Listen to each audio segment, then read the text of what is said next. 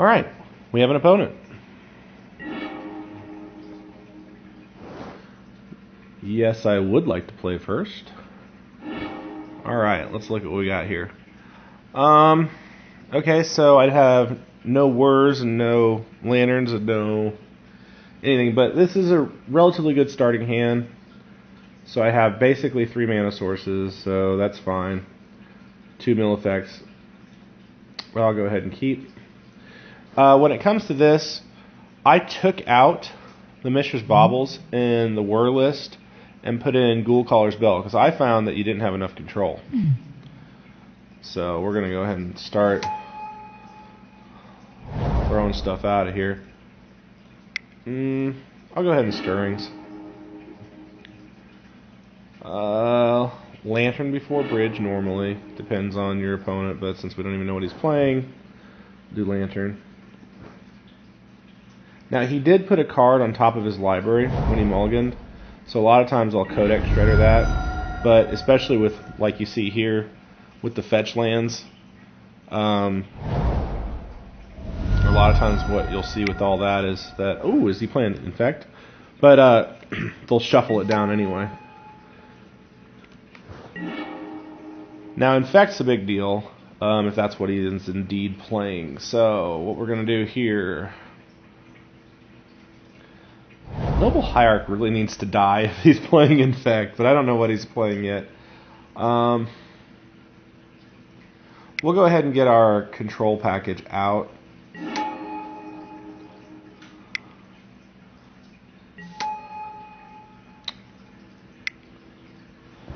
Because the bridge won't do any good anyway. But killing the Noble Hierarch is generally a very good thing. Because Noble Hierarch by itself can get under bridge all day long. So I haven't played against Infect in a while, but I don't know if that's what he's playing yet. When all I see is, well, that's a fetch land, so a lot of people mix those up. Ooh, Devoted Druid. Interesting. Well, Devoted Druid is definitely something I want to kill too, if that's what he's playing. I should have milled that. That's what I get. That's what I get for not paying attention for a second. But it's okay. I can have Collective Brutality eat it, so it's not a total loss. Let's do 2 modes. See what he's got in his hand. He could have a Collective Company in his hand very easily here. So we're gonna go ahead and there. I'm gonna go ahead and kill the Druid over the Hierarch at the moment because I don't want him to infinite combo me immediately. So that's what we'll do. All right, let's see what he's got. And discard a card. We'll throw away Mox Opal because we don't need it.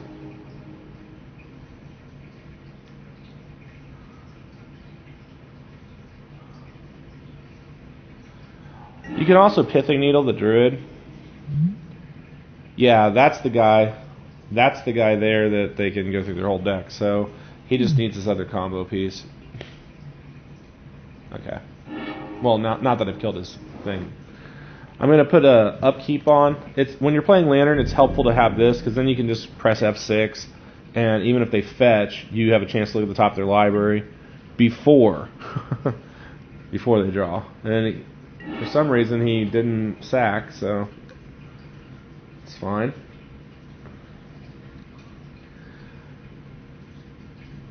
I don't really need a Dark Slick Shores at the moment, but the only thing I'm planning on doing next turn is dropping a bridge, so...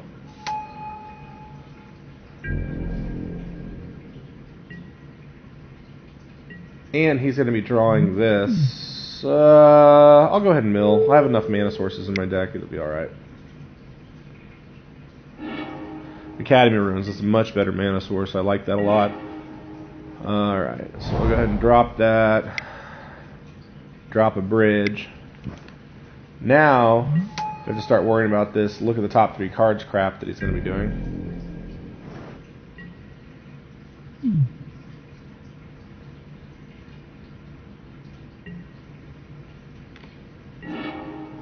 F3. Don't want to F4 here. Alright, good. No, you can't have a Noble Hierarch, so we'll do this. Devoted Druid, let's not have you have that either, since that's part of your combo.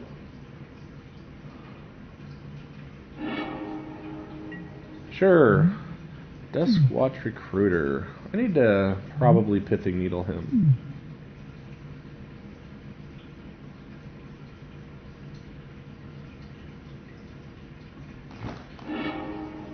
Alright.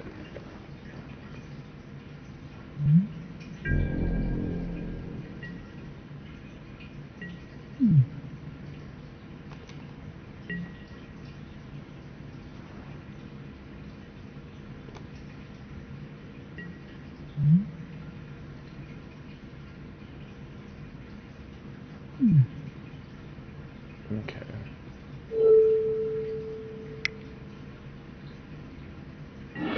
Alright, there we go. That is exactly a good card for us.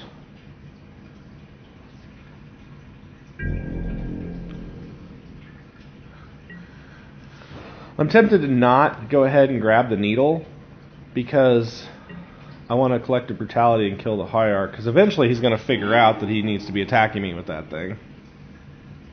But we'll see.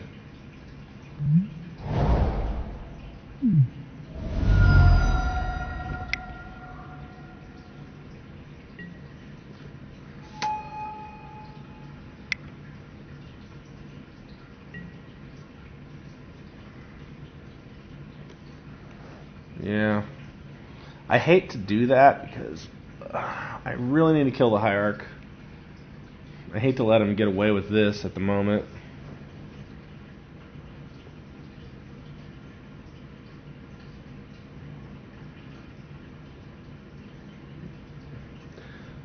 Yeah.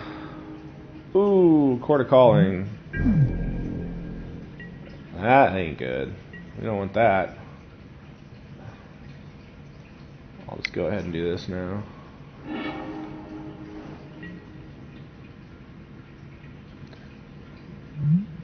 Duskwatch Recruiter, okay. Blue, blue, blue. We're just gonna improvise for one here. Done.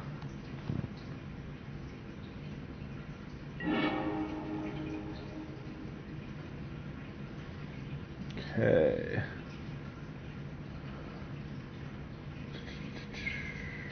Pithing Needle, there we are. Duskwatch. Alright. And realistically, I should have gone ahead and grabbed. See, he grabbed his combo piece, so. But realistically, I should have grabbed. One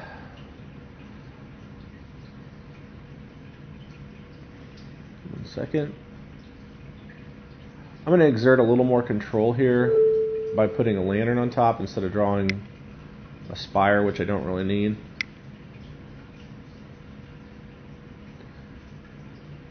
But I could have. I probably should have done the Whir in response to the Duskwatch Recruiter. But at the same time, I didn't know it was going to be on top of his library yet when he was going to pull off that. Or when I don't know. He didn't have anything threatening on top of his library, but then that Court of Calling was on top, and I was like, I gotta get rid of that. And I could not mill the Collective Brutality at that point, so really what he drew became a mute point. Sorry, I don't normally, this is one of my first streams. It's the first one where I'm recording. And normally I don't sit and comment on it.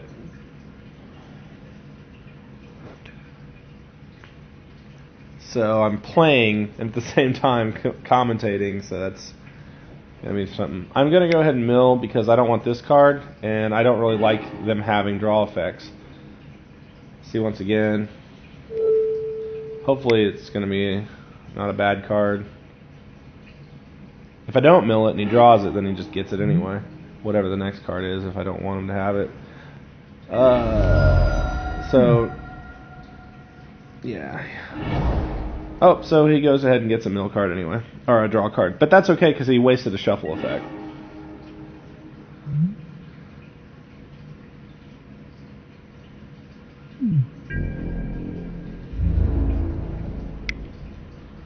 Alright, so now he's gotten the idea, hey, I need to start attacking. But honestly, it's probably a little too late for him on that whole note, so we're going to just go ahead and... We can take one for a little bit, that's fine. This list has one Inventor's Fair in it, which will offset a Noble Hierarch. It won't offset two, obviously, but it'll offset one.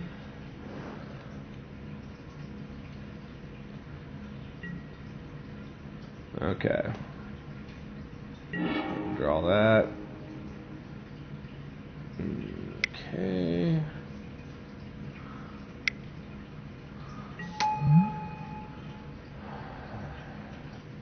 Add one mana of any color.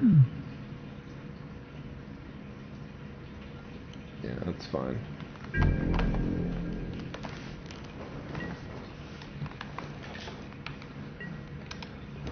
This guy that he just drew takes so much time on MTGO to run that type of a combo. I would hate to play it because you have to go click, click, click, click, click, click, click, and it just burns your clock hyper fast.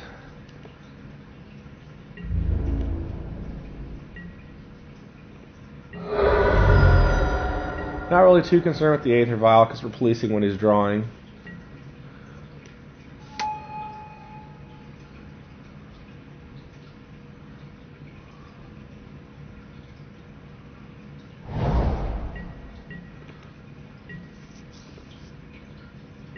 Is that a 1/1? Yep, it's 1/1. Okay. We'll go ahead and let him draw his Aether Vial, that's fine.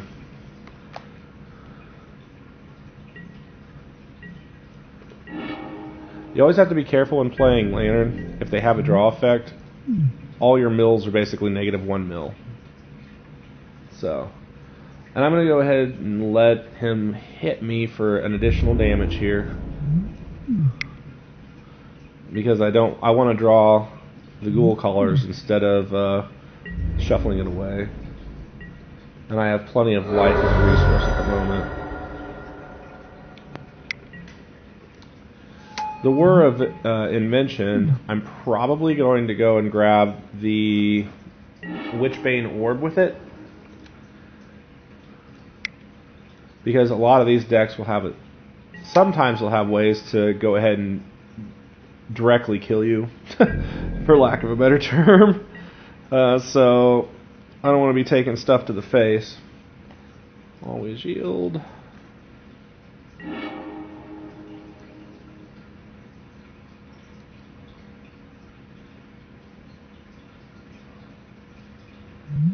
And he just gives up. Okay. That was game one. So we'll see how it all pans out. This is an interesting deck to play against. I don't see this one too much anymore.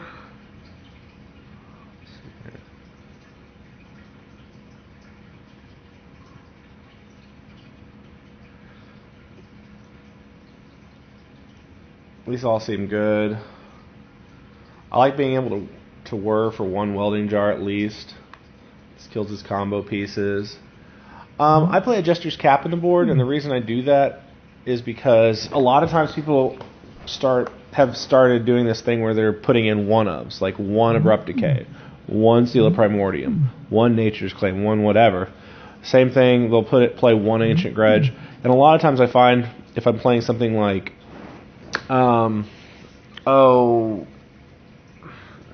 what's that card called? Lost Legacy. Lost Legacy is a great card if they're playing 3 Ancient Grudges. It's not so great if they're playing 1. So, Jester's Cap is one card that it doesn't hit their hand, it doesn't hit their graveyard, but it'll nab 3 cards from their deck that are separate cards. They won't have the same name. So unlike Slaughter games and things like that, there's you can grab 3 separate cards, and I really like that.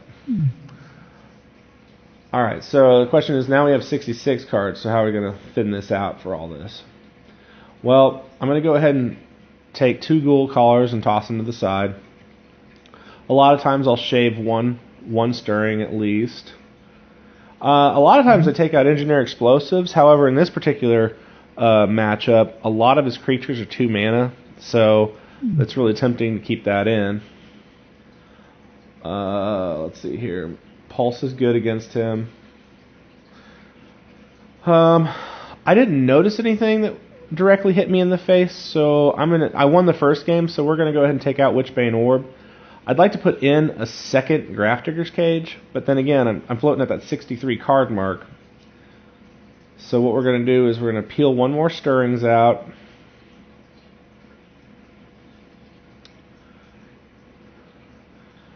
Alright, 1 more Stirrings. And sometimes I'll peel a Whir out. I'll go ahead and peel 1 out. And I'll run with 61 cards for right now because I only have 7 seconds left because I've been talking. And it's okay to run 61 once in a while. If you want to abuse the mulligan rule a little bit, sometimes you can run 62. As long as you start with enough, like 2 land, or what would be really sweet is 3, you're alright. Oh, see, it's abusing me. I started with, I put in 1 Grafdigger's Cage, and I put in the Jester's Cap, and I got no land, so we're going to be mulligan in this. Got my Jester's Cap again. This is actually a really bad hand. I'm probably not going to win with this hand. So if you're not going to win, you should mulligan, right? Well, he's playing combo deck. He already mulliganed once, so we're going to keep. Hopefully he has to put, like, let's say he keeps a 1 lander and puts a land on top, or whatever, whatnot. Ooh. Yeah, we'll keep the Pithing Needle.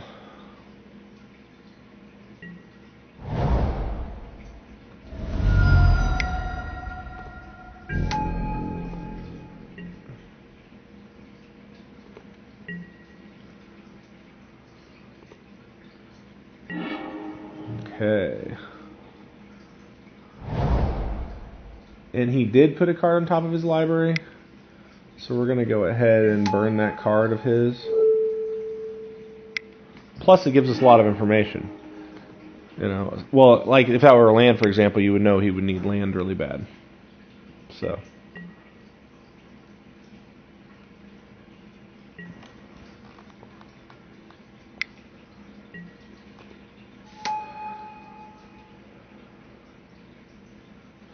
It's very tempting to go ahead and Pithing Needle Aether Vials, but at the same time, I think Pithing Needle Devoted Druid is what we need to do here.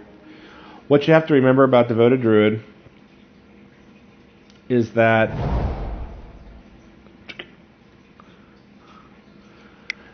tapping it is a mana ability, but untapping it's not.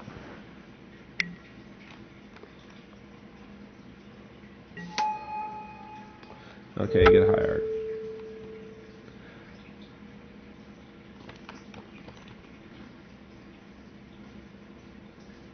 So if your whole deck's going to be based around a combo, ooh, sometimes I just go ahead and mill them and try to peel something good. And once in a while you get something that's pretty good. So Quarter Calling is a pretty good card to get.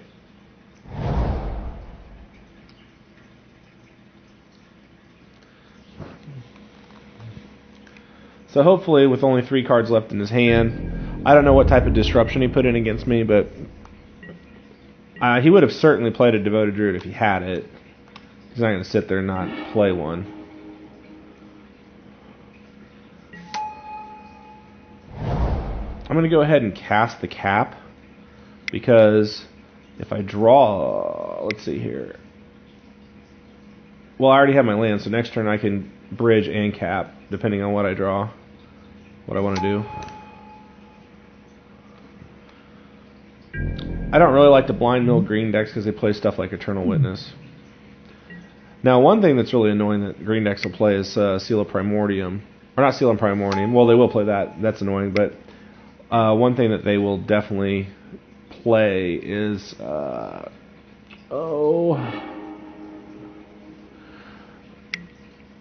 Primal Command. Once in a while, they'll play a Primal Command. Well, that's bad. Hierarchs all day. So I'm taking 4 this turn, but next turn I should only start taking 2 because I'll drop the bridge. But I really do need to cap him and get all that crap out of his deck that's gonna mess me up. Now, if I happen to grab one of those, what's it called? Academy runes, then I'll be able to Jester's Cap him a whole lot.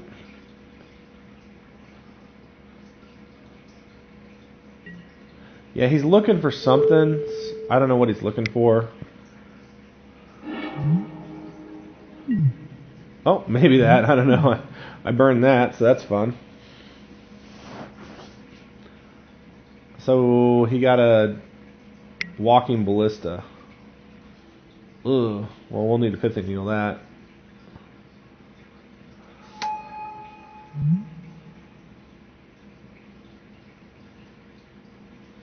Is he gonna name Jester's Cap? That'd be fun. He did name Jester's Cap. Alright.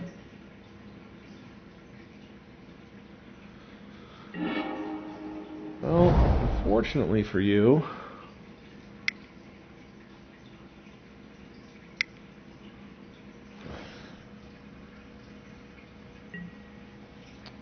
we're going to go. We can't take another 4. I'm not too concerned with this at the moment. I don't need to cap him this second. I just need to cap him. So we're going to drop that, and then now he's forced to attack with a Hierarch for 2.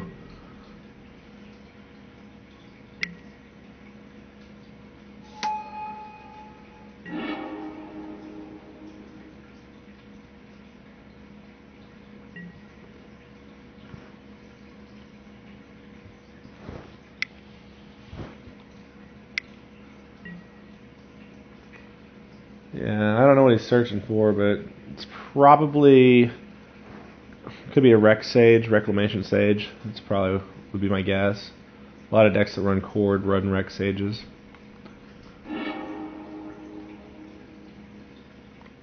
So we'll see. He grabbed a Revoker, looks like. I don't think that was the same one.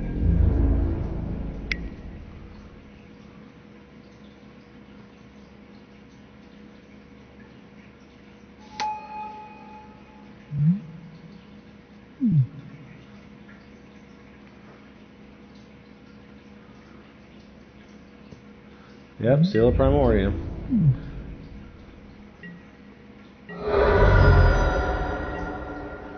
Which is slightly irrelevant. I could have blown up his Jester's Cap one, and he'd have to name Jester's Cap, but I only run 1 seal. Really what I'm hoping to draw is a Maelstrom Pulse and then get to blast both of these guys at once. That would be pretty sweet.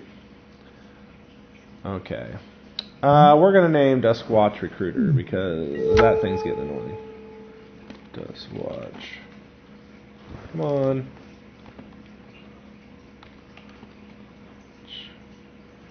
Alright. That kind of takes the gas out of his sails a little bit. But it's scary. Anytime you're going up against green, it's scary because he can just rip... He could just rip any type of artifact destruction, and I'd be in so much trouble. 1, 2, 3, 4, 5. So what I'm going to start doing now is milling myself. So if I get a card that I really need in my graveyard, I can sack Codex Shredder to pull it up. Oh, that's bad. So, yeah, I mean, he's probably going to go grab a Rec Sage with that, and I just lose. But that's how green works, you know. X is 4. For 4, he has to get something that can beat me, right? What?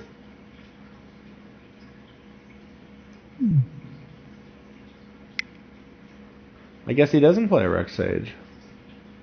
I don't know. It's interesting. I did not see the Grand Architect coming. So, that's real interesting.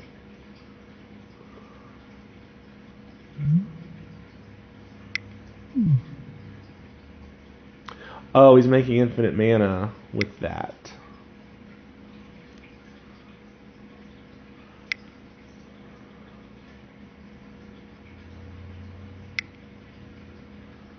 So in his hand, what does he have? What he could have is that there's that red one that'll destroy X artifacts. That'd be a good one against me. That'd be a real good one against me. Just blow up all my artifacts. Boom, boom, boom. But I don't know. He's playing a lot of different colors there. We'll see. We'll see what he does.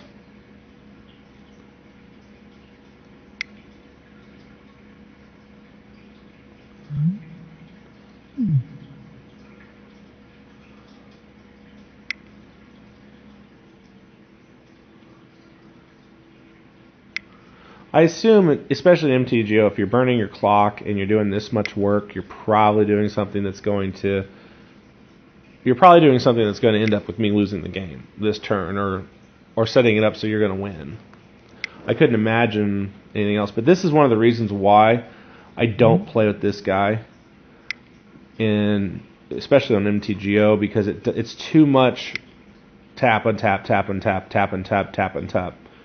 In a game, a live game, I could just say, yeah, I now have 100 mana, and that'd be great. But here, I mean, he has to burn a lot of his clock.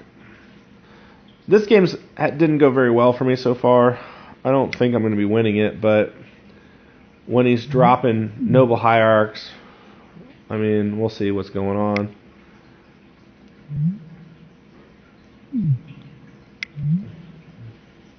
He's got a lot of good play against my deck.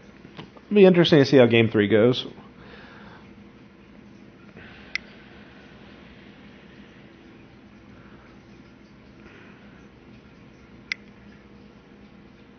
I almost want to put in the Surgical Extraction package when he has Eternal Witness, but I don't really feel that one so much. Alright, he's dumping all of it into a spell. What spell are you dumping it into? What are we doing?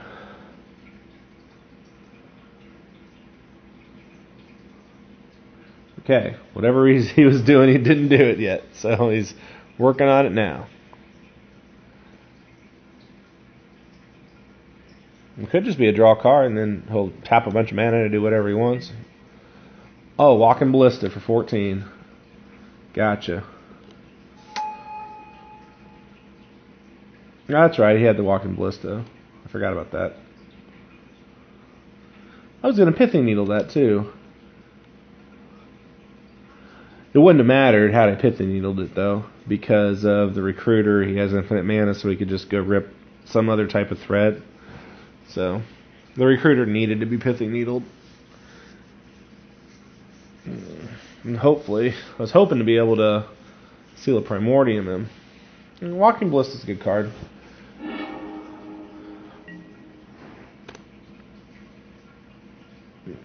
Yeah, it's a real good card. Alright, let's start sideboarding. Now that we kind of understand his sideboard package against me, I would like to be able to grab a Witchbane Orb. And actually, against Walking Ballista, I can grab an Engineer Explosives too. I really kind of like what my sideboard entailed. I don't think I should take out all the Stirrings. It's pretty bad. Since he's playing all those guys where he names crap, I'm going to throw in a Grudge. And an Executioner's Capsule looks good. I actually don't think I need 2 Grafdigger's Cages. I'm just going to run 1 because I'm really tight on deck space, and I can whir for it if I need to. So that's the direction we're going to go with that.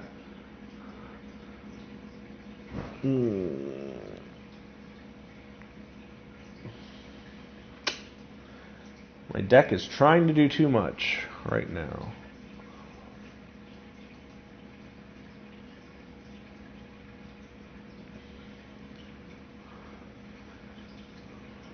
He actually didn't have a way. I didn't notice a way for him to directly destroy my artifacts, and he went through his entire deck and couldn't get that done, so we'll go ahead and take out a Graph Digger's Cage.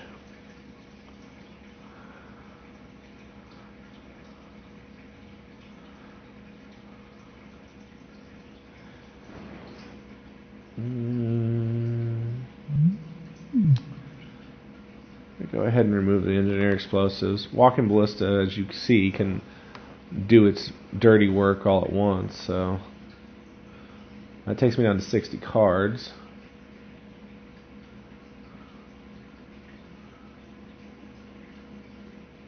Yep. A lot of work for my cards to cover. There's a lot of ground for my cards to cover. I really would like to fit a surgical extraction in. I would really like to fit that in. I don't have a lot of good answers for E-Witness other than that, but I just don't have the deck space, so that's what we're going to do. Well, it'd be great if I had a Whir of Invention and he goes to Walking Ballista and I respond and get a... Alright, so this isn't bad. I'm okay with this hand. It's a good starting hand here. I'm not a fan of not having much color in my hand. But, alright. That guy is bad for me. We're going to have to get this Executioner's Capsule out pretty quick. Woo! Oh man, see, he draws a bomb, then a bomb. Back to back. Okay. We're going to go ahead and play you.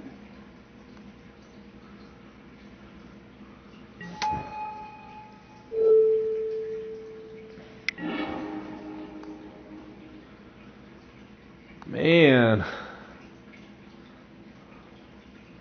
This is rough.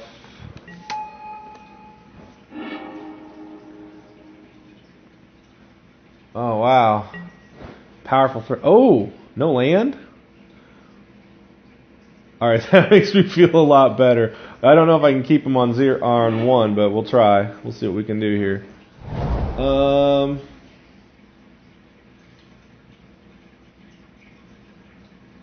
Yeah.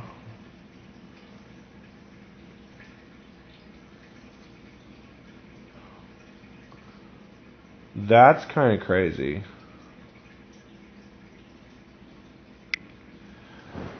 If we're trying to do the one land thing, then we need to do the vials.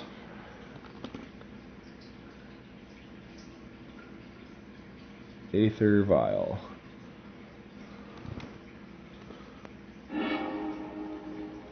See, he can draw an Ewit, and it's okay because he doesn't have any land. So my only job is to ruin him. Stop during my upkeep. Oh, it didn't stop. That's alright.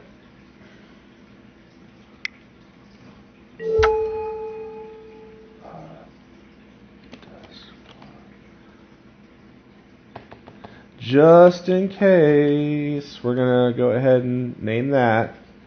I don't want to get crazy, but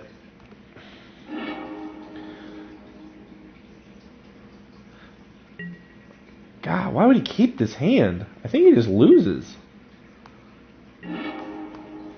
That's actually kind of unfortunate in some ways, because I really like to put up games that are valid. But this is the thing, like if you're just planning on ripping a land and you're playing against especially a deck like mine and you can't do it, then like you can't even play as Devoted Druid. I mean, this is embarrassing.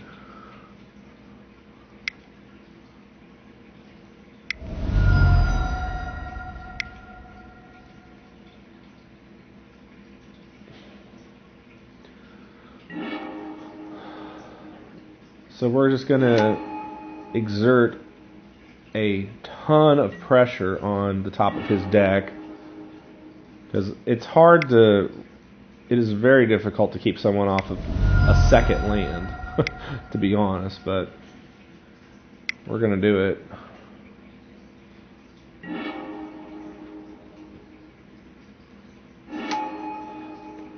And we did it during our upkeep, obviously, so we get a different draw. Alright, so there's our first land that he can't have. But I actually want to see what's in his hand, so I do want to Thoughtseize him.